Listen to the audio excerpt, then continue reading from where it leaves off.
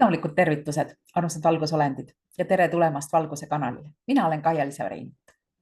Ja täna me räägime loodusega suhtlemisest või looduse järgi elamisest pigem.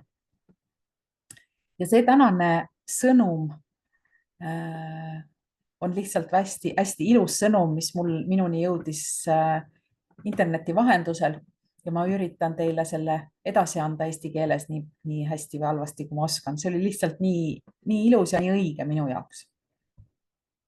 Ehk siis, joo vett sellest allikast, kus joovad hobused, sest hobune ei joo kunagi halba vett. Maga seal, kus kass end rahulikult magama sätib.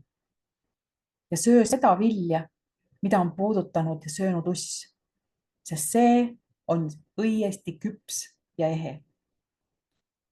Korja julgelt seda seent, millel putukad istuvad.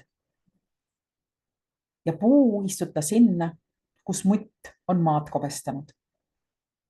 Oma kodu ehita sinna, kus madu end päikese käest soojendab. Ja kaeva sinna, kus linnud kuuma eest varju otsivad. Mine magama ja ärka koos lindudega. Nii kogud päeva jooksul kõik kuldsed viljaterad. Söö rohkem rohelaimi ja su jalad muutuvad tugevaks ja süda vastupidavaks, nagu metsaelukatel. Uju sageli. Nii tunned end maa peal sama vabalt kui kalavees. Ja vaata võimalikult tihti taevasse ja su mõtted muutuvad selgeks ja kergeks. Ja viimaseks, ole palju vaikuses. Räägi vähem.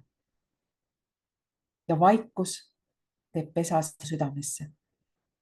Sinu vaim saab rahulikuks ja täitub sügava sisemise rahuga. Ja nii selles vaikuses võid sa kuulda, kuidas loodus sinuga räägib. Kas sa kuulsid? Ilusat päeva.